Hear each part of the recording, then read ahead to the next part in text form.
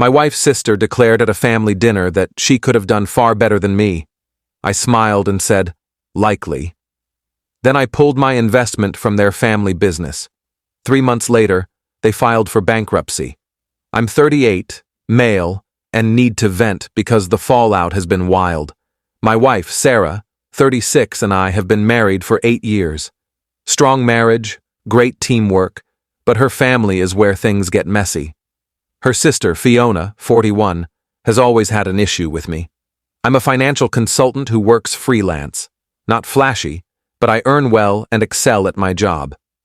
Fiona married Ethan, 43, who inherited his father's textile import business.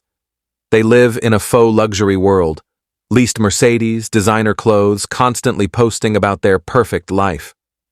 Here's what most didn't know. 3 years ago, Ethan's business hit a cash flow crisis. Overseas suppliers demanded upfront payments, clients delayed invoices, a classic pinch. They needed capital fast, or they'd lose major contracts. Sarah pleaded with me to step in. Family, right? I'd just sold my share in a tech startup. Not massive, but a solid 6-figure payout. Against my instincts, I invested $180,000 for a 30% stake in their company. Legal contracts, attorneys, everything documented. I stayed a silent partner, avoiding daily operations, just collecting quarterly reports and my profit share. The business recovered. My investment saved them, and they've been profitable since. I received my distributions. Everyone seemed content. Or so I thought. 2 weeks ago, we attended a dinner at Fiona's for their son's birthday. Pleasant night until Fiona's 3rd glass of wine. She started rambling about how Sarah was always the beautiful one, could have married that lawyer from college or the hedge fund guy who adored her. Then she stared at me and said, I mean, she could have done so much better than, well, you know. She gestured at me. A consultant? Really? She settled big-time dead silence. Sarah's face flushed. Ethan suddenly became engrossed in his napkin. Their kids, 16 male and 14 female, looked horrified. I just smiled and said, likely. Fiona laughed. At least you get it. We finished dinner quietly. On the drive home, Sarah apologized profusely. I told her it wasn't her fault. The next morning, I contacted my attorney. By midday, I'd filed notice to exit the partnership and demanded repayment of my investment. The contract I'd insisted on 3 years ago had a clause letting me withdraw with 90 days' notice, recouping my full investment plus accrued interest. I wanted out. Ethan called within hours, frantic. Man, what's this? We can't just pull together $180,000 plus interest. $195,000. Then figure it out. You have 90 days. Is this about Fiona's comment? She was tipsy. She didn't mean it. My decision's made. See you at the buyout. That was 2 weeks ago. Since then, it's been chaos. Update 1. The entitlement has hit new levels. First, they tried emotional manipulation. Fiona called Sarah, sobbing about how I was ruining their lives over a drunken remark. Sarah stood firm, proud of her, and said it was my money, my choice. Then came the family ambush. We went to Sarah's parents' house thinking it was a casual Sunday lunch. Nope. Intervention set up with Fiona, Ethan, and their kids. Fiona's daughter, Lily, was coached to cry about losing her elite school. Their son, Connor, mentioned his college dreams. Ethan showed a spreadsheet detailing how they'd need to sell assets, possibly lose their house. My response? You should have considered that before insulting your main investor. Fiona flipped out. It was a joke. You're this fragile? What kind of man destroys a family over hurt feelings? The kind who doesn't bankroll people who think he's lesser. Things got interesting. Ethan slipped that they'd already sought loans. No one would touch them. Their credits maxed, the business properties leveraged, and without my capital, banks see them as too risky.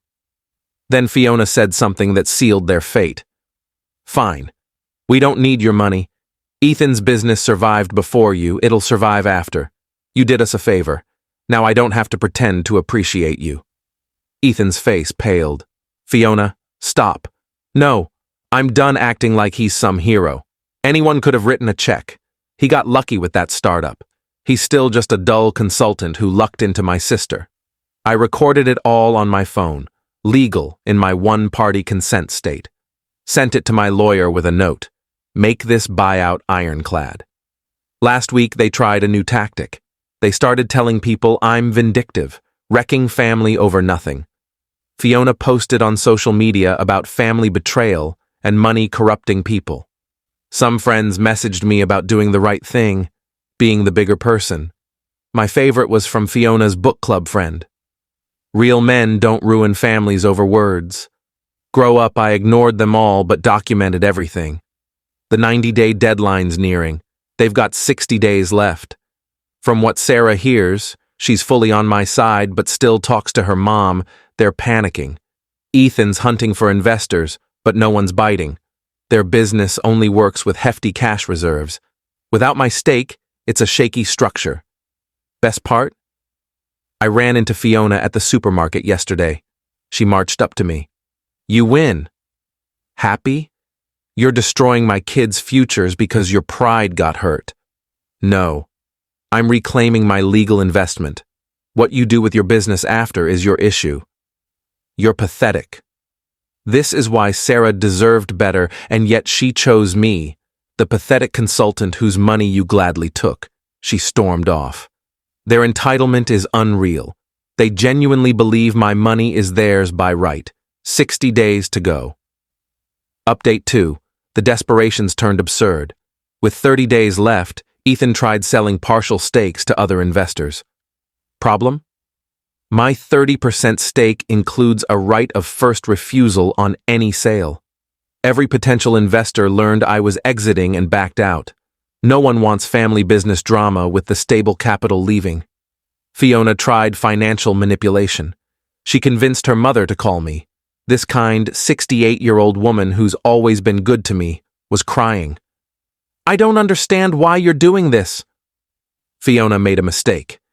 "Can't you forgive family?" I explained it was a business decision, not personal. Then she dropped a bombshell. "Fiona says if you don't stop, I might have to sell my house to help them." I called Sarah immediately. Fiona had guilt-tripped their mom, suggesting she might need to mortgage her paid-off house to save the business. Sarah went ballistic on her sister. Their relationship's essentially done. 2 weeks ago, things got legally spicy. I received a letter from a shady lawyer, not Ethan's business attorney, claiming I breached fiduciary duty as a partner and that my withdrawal was meant to harm the business. They threatened to sue for damages. My lawyer chuckled, sent a reply with my contract proving my right to exit, records showing I never managed operations, no duty to breach, the recording of Fiona saying they didn't need my money, and a warning that frivolous lawsuits would face a fierce legal counter. Haven't heard from that lawyer since. Last week was the peak. Ethan showed up at my office, not aggressive, just broken. Man to man, we're losing everything. The house, the business, everything. My kids, I can't provide for them. You had a profitable business. Figure it out.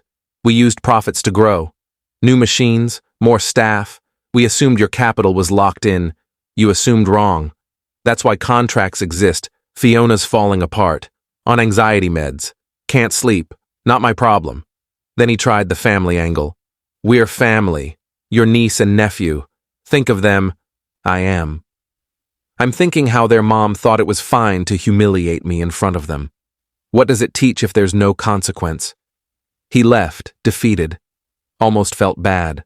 Almost. Yesterday, with 10 days left, Fiona sent a formal apology letter. Not an email, a physical letter. 3 pages of regret, admitting she's always been jealous that Sarah found stability while she and Ethan struggled to keep up appearances. She blamed business stress for her outburst. It might have been sincere, but it ended with, "I hope this apology helps you reconsider your decision." Not about remorse, just the money. It's always about the money. Sarah's been amazing through this. She's told her family she supports me fully. What clinched it for her was them dragging her mom into it. Our marriage is stronger than ever. 8 days until the deadline. They still don't have the funds. Update 3. I didn't think they could stoop lower. I was wrong. Fiona went full scorched earth. She spread a story that I've been financially controlling Sarah, isolating her, managing all the money, and that pulling my investment was me punishing her family to maintain dominance. She called Sarah's friends, claiming I keep her from family, control our finances, and this business move is about power. One friend, Claire, called Sarah worried. Sarah lost it. Went to Fiona's house for a shouting match the neighborhood overheard. Sarah warned that one more lie would lead to a defamation lawsuit. But here's the twist I didn't expect. Ethan's business partner, Mark, who owns 20%, contacted me yesterday. Offered to buy my 30% stake for $200,000, more than I'm owed. I was wary, so I investigated. Mark's been planning this. He knew Ethan and Fiona were overspending. He knew they couldn't handle a major capital withdrawal. He's been quietly positioning to take majority control. If I sell to him, he'll own 50% and can push them out entirely. Mark and I met for coffee this morning. They've been draining the company, he said.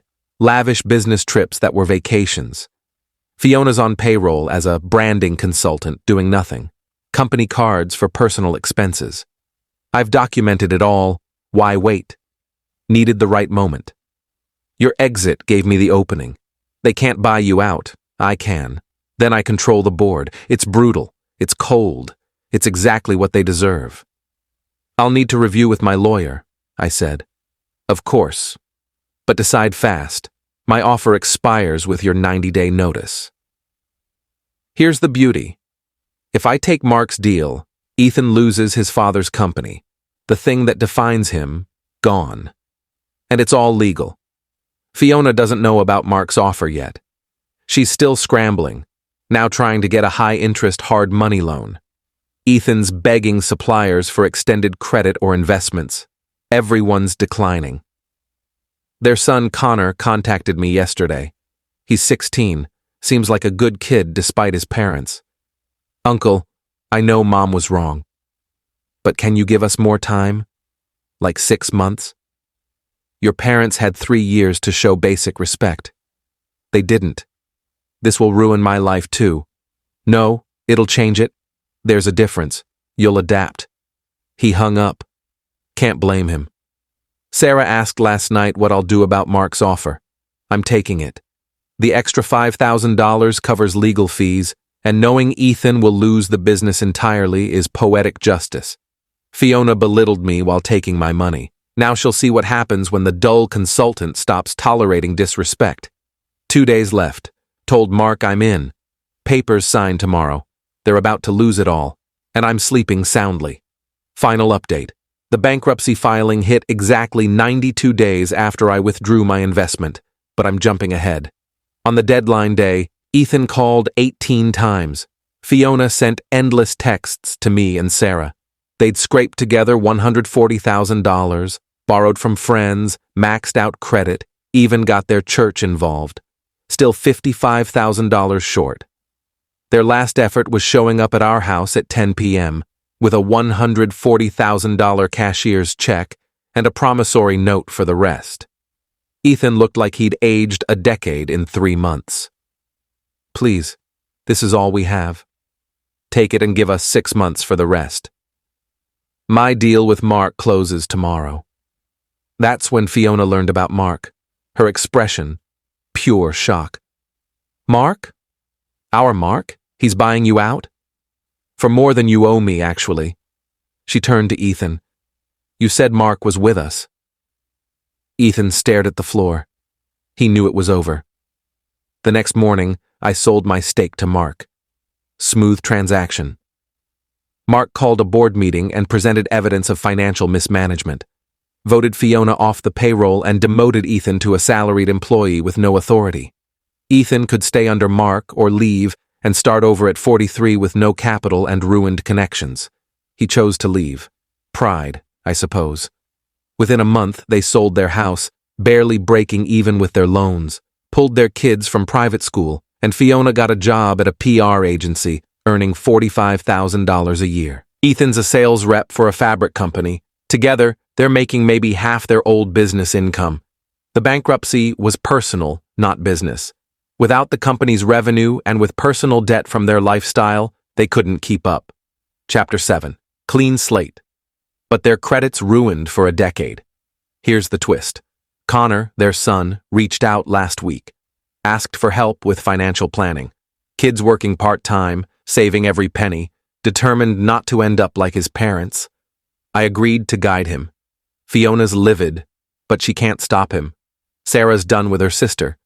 Their mom understood the truth after the bankruptcy and learned about Fiona's lies. She apologized for initially siding with Fiona. Last week, I ran into Ethan at a cafe. He looked drained. "Mark's changing the company into something Dad would have despised," he said. "All tech and cost-cutting." "But profitable?" "Yeah, very. Then Mark's a better businessman than you." He stared at his coffee. "Fiona still thinks you overreacted." "And you?" "We got what we deserved.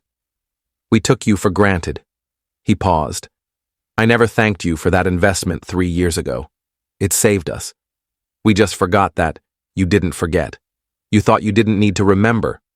He nodded and left. Fiona still posts online about overcoming hardship and discovering true family.